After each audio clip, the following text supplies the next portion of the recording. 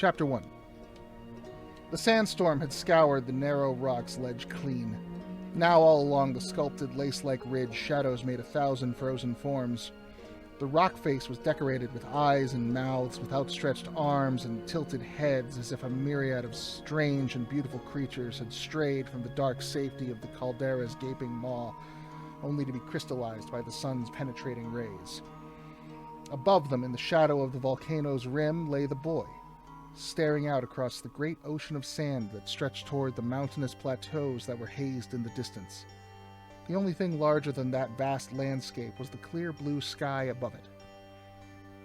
The boy was concealed from watchful eyes, his very existence hidden from the traders who at that moment had stopped their caravan a mile out on the sands to greet the old madwoman. The patched and dirty clothes he wore were the color of the desert, making him seem but a fragment of that arid landscape. The boy lay perfectly still, watching the heavy lenses he wore adjusted for long sight, his sensitive eyes taking in every tiny detail of the caravan. The storm had delayed the caravan 2 days, and while 2 days was as nothing in this timeless place, for the boy it had seemed a small eternity. For weeks before the caravan was due, he would dream of them night and day, conjuring them up in his mind, imagining himself cloaked and hooded up on the back of one of the great beasts, leaving with them, off into the greater world. Of those dreams he told his grandmother nothing. No, for he knew how she fretted, worrying that one of the more unscrupulous traders might come in the night and take him to sell him into slavery in the markets of the South. And so he hid when she had said hide, and he held his tongue about the dreams, lest he add to her worries.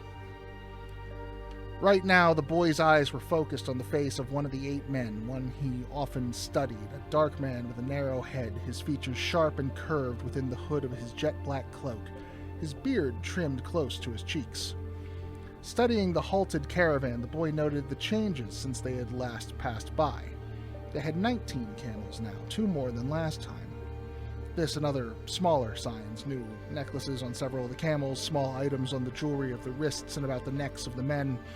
The heaviest lading of the camels revealed that the trade was good right now. Not only that, but the ease of the men spoke volumes. As they haggled with his grandmother, the boy noted how they laughed, revealing small, discolored teeth that perhaps evidenced an addiction to the sweet things that they sold. He watched, taking it all in, knowing that his grandmother would ask him later, "What did you see, Atrus?" He saw the one with the knife-like face turn to the camel and, reaching across the ornate and bulging saddlebag, take a small cloth sack from within a strange hemispherical wicker basket. The sack seemed to move, and then settle. Atrus adjusted his glasses, certain that he had imagined that movement, then looked again, in time to see his grandmother place the sack upon the pile of other things she had bartered for.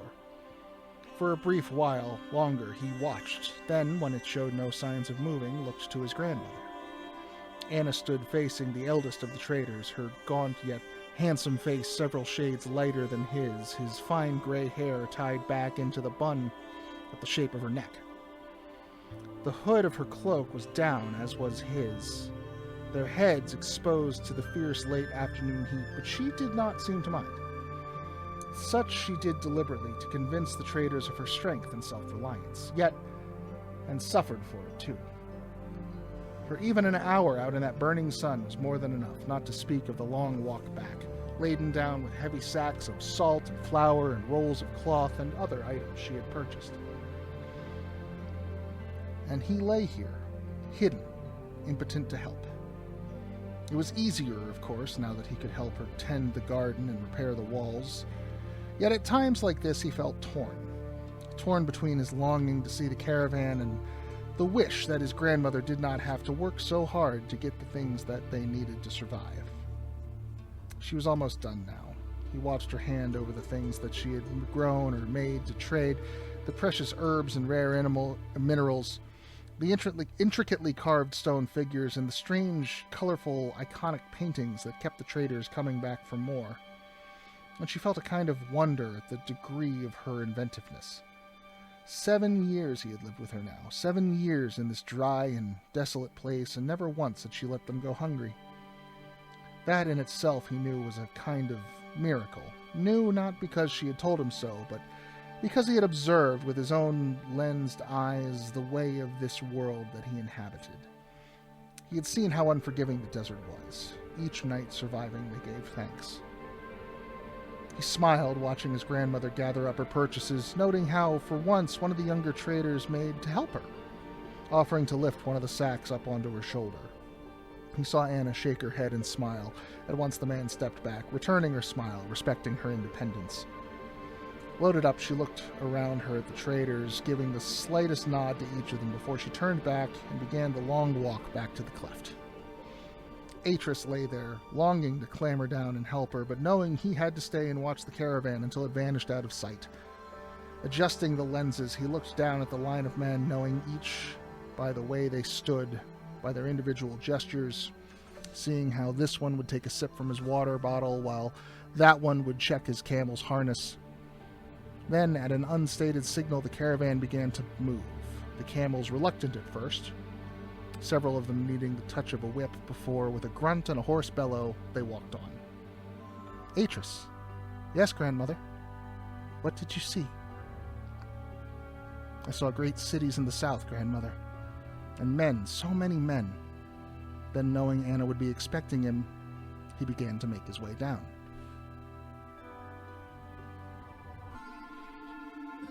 As Anna rounded the great arm of rock, coming into sight of the cleft, Atrus walked toward her. Concealed here from the eyes of the traders, she would normally stop and let Atrus take a couple of the sacks from her, but today she walked on, merely smiling at his unspoken query. At the northern lip of the cleft, she stopped and with a strange, almost exaggerated care, lowered the load from her shoulder. Here, she said, quietly, aware of how far voices could travel in this exposed terrain. Take the salt and the flour down to the storeroom. Silently, Atrus did as he was told. Removing his sandals, he slipped them into the narrow ledge beneath the cleft wall's lip, chalk marks from the lesson earlier that day covering the surface of the outer wall, while close by a number of small earthenware pots lay partly buried in the sand from one of the experiments. Atrus swung one of the 3 bone-white sacks up onto his shoulder, the rough material chafing his neck and chin, the smell of the salt strong through the cloth. Then, clambering up onto the sloping wall, he turned and, crouching, reached down with his left foot, finding the top rung of the rope ladder. With unthinking care, Atrus climbed down into the cool shadow of the cleft, the strong scent of herbs intoxicating after the desert's parched sterility. Down here, things grew on every side. Every last square inch of space was cultivated. Between the various stone and adobe structures that clung to them, the steep walls of the cleft were a patchwork of bare red-brown and vivid emerald, where the sloping floor surrounding the tiny pool was a lush green. No space wasted even for a path. Instead, a rope bridge stretched across the cleft in a zigzag that linked the various structures not joined by the narrow steps that had been carved into the rock millennia before. Over the years, Anna had cut a number of long, trough-like shelves into the solid walls of the cleft, filling them with earth and patiently irrigating them, slowly expanding their garden. The storeroom was at the far end, near the bottom of the cleft. Traversing the final stretch of rope bridge, Atrus slowed. Here, water bubbled up from an underground spring, seeping through a tilted layer of porous rock, making the ancient steps wet and slippery. Further down, a channel had been cut into the rock, directing the meager but precious flow across the impermeable stone at the bottom of the cleft into the natural depression in the pool. Here, too, was the place where his mother was buried.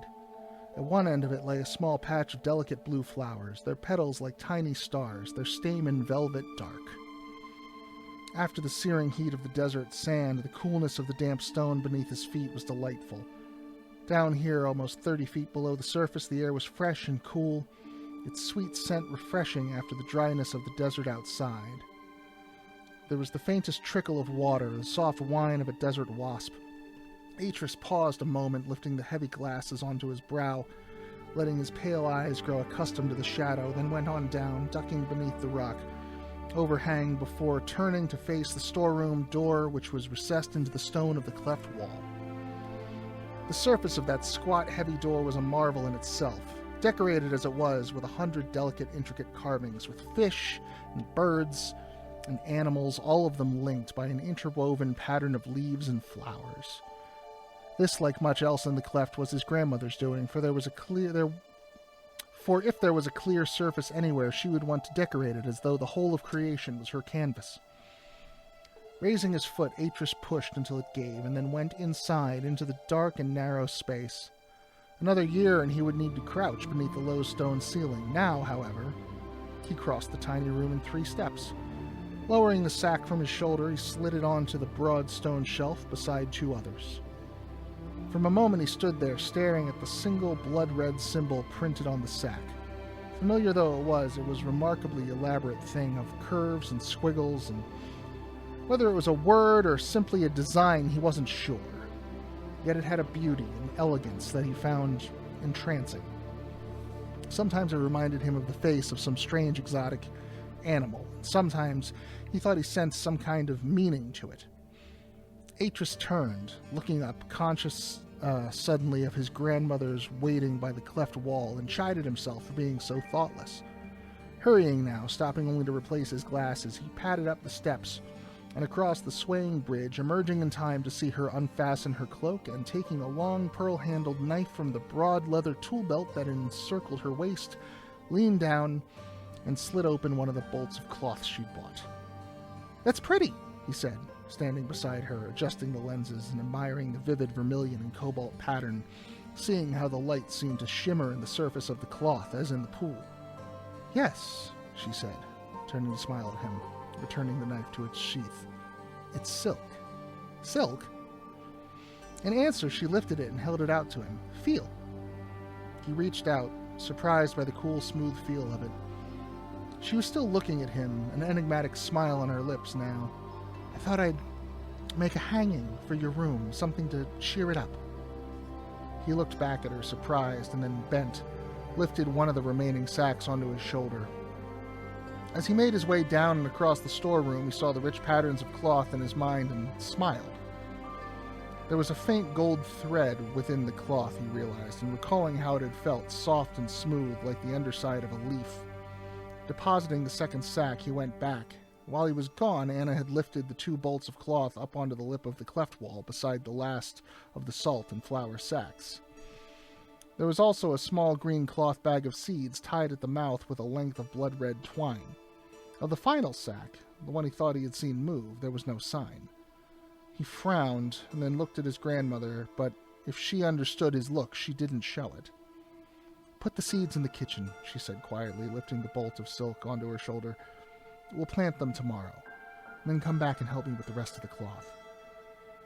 As he came back from the storeroom, he saw that Anna was waiting for him on the broad stone ledge at the far end of the garden.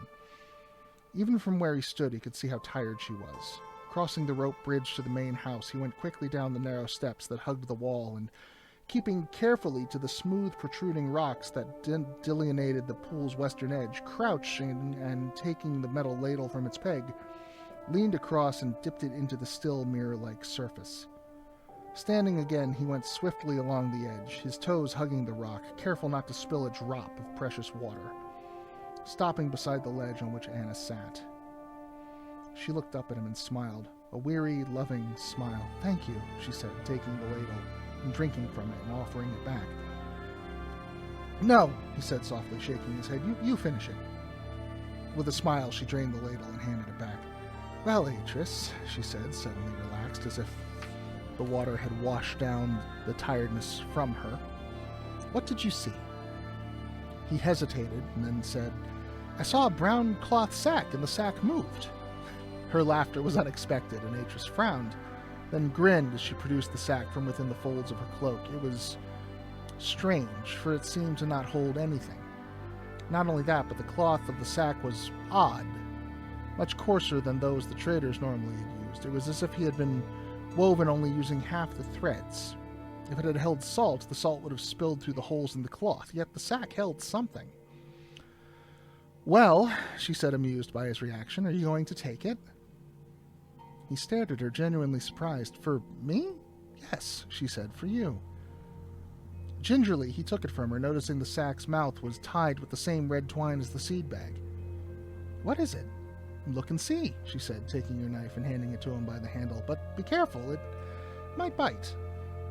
He froze, looking at her, perplexed now. "Oh, go on," she said, laughing softly. "I'm only teasing you, Atrus. Open it." Slowly, reluctantly, he slipped the blade beneath the twine and pulled. The mouth of the sack sighed open. Putting the blade down on the rock, he lifted his glasses up onto the top of his head and, grasping the sack's neck, slowly drew it open, all the while peering into its dark interior.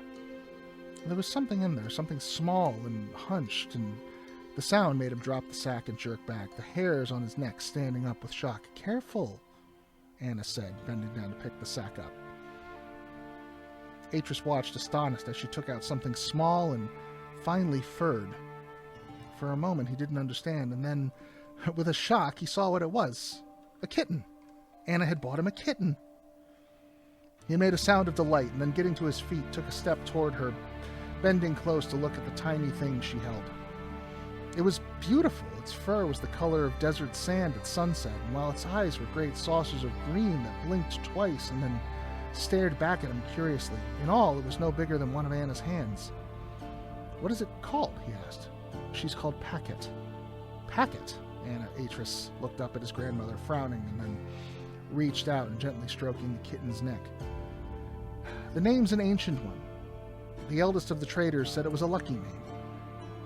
"Maybe," Atrus said uncertainly, "but it doesn't feel right. Look at her. She's like a tiny flame." He smiled as the kitten pressed against his hand and began to purr noisily. "Then maybe you should call her that." "Flame?" Anna nodded. She watched her grandson a moment and then spoke again. "There's a small clay bowl in the kitchen." Atrus looked up. "The blue one?" "Yes, Flame can use it. In fact, she could probably do with some water now, having been in that sack." Atrus smiled, and then, as if he had done it all his infant life, picked the kitten up with one hand, cradled it against his side, and carried her across the vaulting up the steps in twos and threes before ducking inside the kitchen. A moment later he re-emerged, the bowl in his other hand. "Come on, Flame," he said, speaking softly to the kitten as if it were a child, his thumb gently rubbing the top of its head. "Let's get you a drink." As darkness fell, Atrus sat on the narrow balcony that ran the length of the outer sleeping chamber.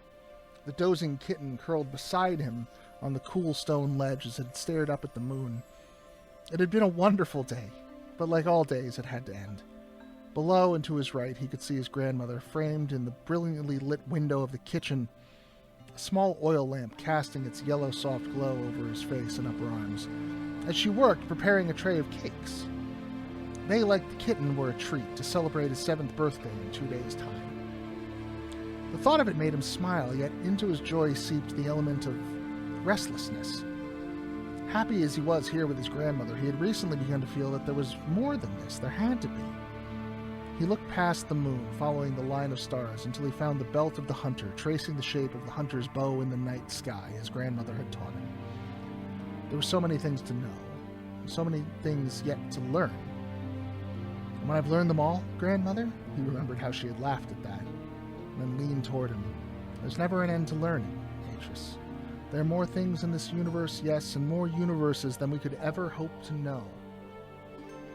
And though he did not quite understand what she had meant by that, simply staring into the vastness of the night sky gave him some tiny inkling of the problem. Yet he was curious to know all he could, as curious as the sleeping kitten beside him was indolent. He looked down from the vastness. All about him, the cleft was dotted with tiny lights that glowed warmly in the darkness. "Atrus," he turned, looking up as Anna came and crouched beside him on the narrow ledge. "Yes, grandmother. You have a lot to write in your journal today." Atrus smiled and then stroked the kitten, petting it between the ears and feeling it push back against his fingers. "I wrote it earlier while you were in the storeroom." "Ah." She reached out, gently brushing the kitten's flank with the backs of her fingers. "And how goes your experiment? Which one?" he asked, eager. "Your measurements. I saw you out there earlier." For nearly 6 months now, Atrus had been studying the movement of the dunes on the far side of the volcano. He placed a series of long stakes deep into the sand along the dune's edge, and then he had watched, meticulously measuring the daily movement of the dune, using the stakes as his baseline, and then marking those measurements down on a chart in the back of his journal. "I've almost finished," he said, his eyes shining brightly in the moonlight. "Another few weeks and I'll have my results." Anna smiled at that, amused and yet proud of the care he took. There was no doubting it. Atrus had a fine mind, a true explorer's mind, and the curiosity to match.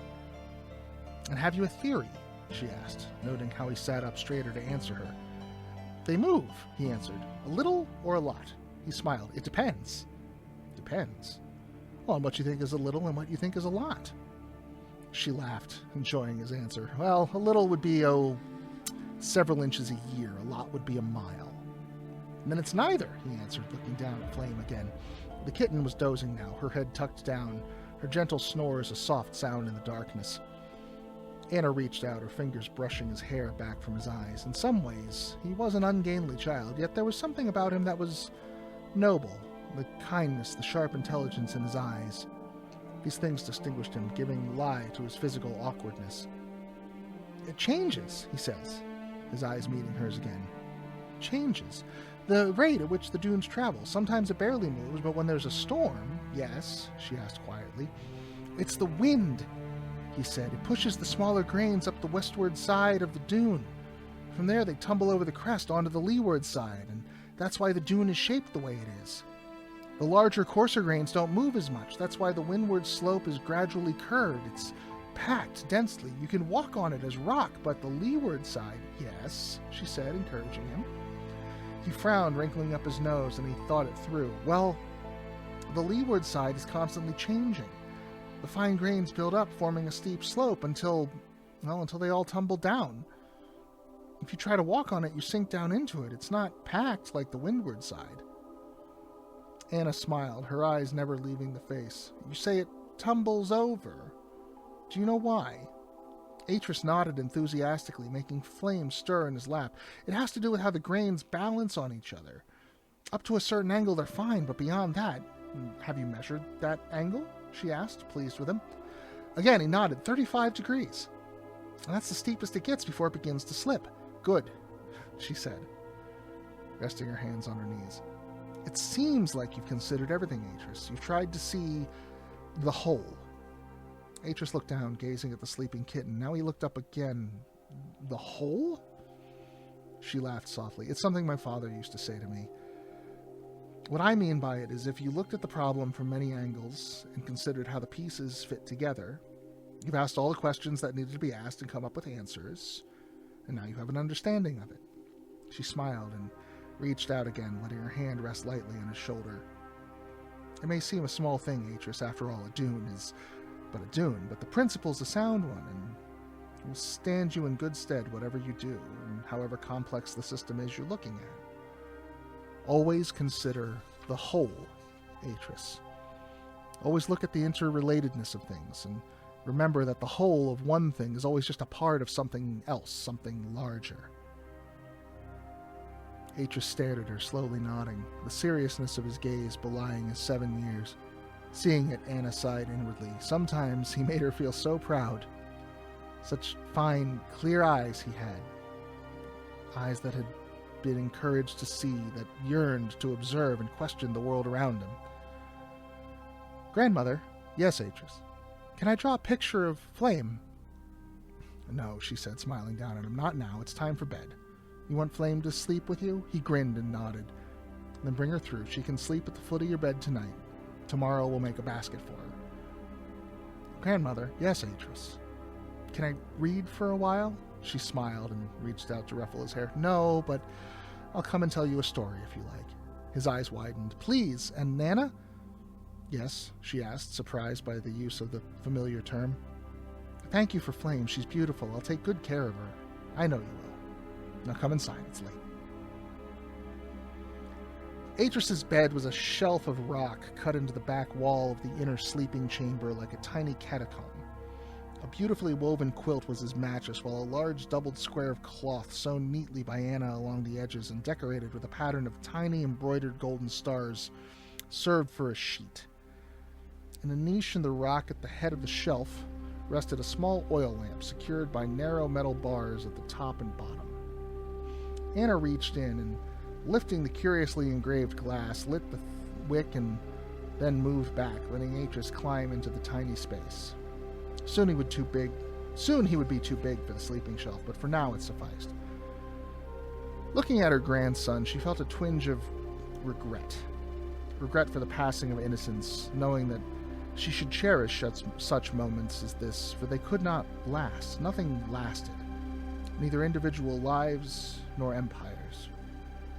"So," she said, tucking him in, and then lifting the half-dozing cat onto him so he could cuddle it a while. What would you like me to tell you?"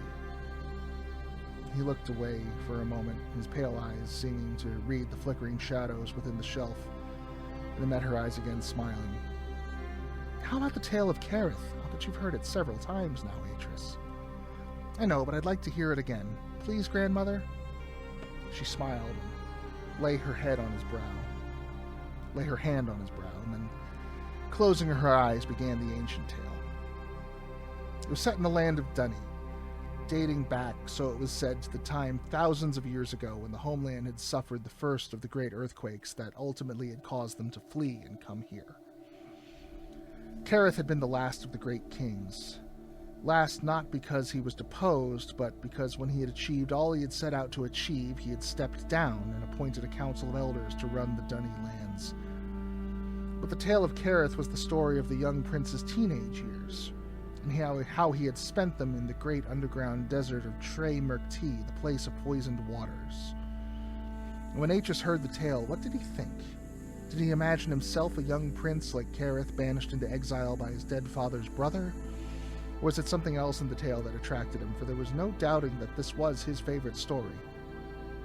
And as she came to a close, narrating the final part of how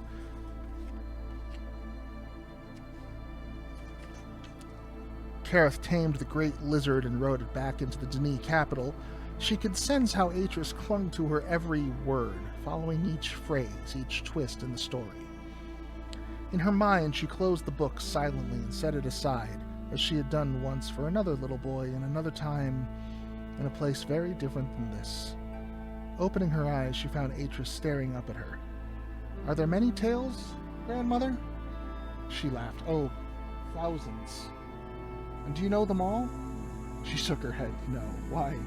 It would be impossible, Atrus. Dunny was a great empire, and its libraries were small cities in themselves. If I were to try to memorize all the tales of Dunny, it would take me several lifetimes, and even then I would have learned but a handful of them."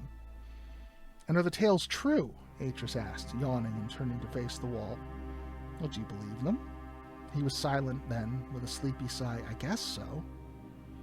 And she sensed he was not satisfied. Reaching out, she lifted the blanket until it covered his neck, then leaning across, kissed his brow. "Shall I leave Flame where she is?" He answered, already half asleep. Smiling, Anna reached across and, lifting the glass, snuffed the lamp, then stood and left the room. The lamp was still burning in her workroom on the far side of the cleft. The half-completed sculpture lay where she left it on the desk. The workbox was open next to it, a delicate stone-working instruments laid out on the trays. For a moment, she stood there, looking down at it, considering what needed to be done, and then moved past it, reaching up to take a tiny pearl-backed case from the shelf where she kept her books. Thumbing the clasp, she opened it, stared at her reflection, drawing a wisp of gray hair back off her brow. "What do you see, Anna?" The face that looked back at her was strong and firm, the bone structure delicate without being brittle, refined rather than coarse. In her time, she had been a great beauty, but time was against her now. The thought made her smile. She had never been vain, yet she had always wondered just how much of her real self showed in her face. How much the interplay of eye and mouth revealed, and yet how much those same subtle features could hide. Take Atrus, for instance. When he smiled not simply with his lips, but with the whole of his face, the whole of his being, a great, radiant smile that shone out from him. And likewise, when he was thinking, it was if one could see right through him like glass, watched the thoughts fizz and sparkle in his head. In her own face, she tilted her head back slightly to the side, examining herself again, noting, this time, the tiny blue beads that she had tied into her braids, the colorful, finely woven band around her neck. The face that stared back at her was pale and tautly fleshed, almost austere. The deep green eyes were intelligent, the mouth sensitive, yet it was in those few small surrounding touches, the beads, the band, that her true nature was revealed. That part, at least, that loved embellishment. From childhood on, she had always been the same. Give her a blank page and she would fill it with a poem, or a story, or a picture. Give her a blank wall and she would always, always decorate it. Give me a child. She snapped the tiny case shut and slipped it back onto the shelf. Give her a child and she would fill its head with marvels, with tales and thoughts and facts beyond imagining. What do you see, Anna? Yawning, she reached across to douse the light and then answered the silent query. I see a tired old woman who needs her sleep. Maybe, she answered after a moment, smiling, remembering the girl she had been, and then, stepping out onto the slopes that hugged the cleft wall, she began to cross the cleft once more, making for her bed.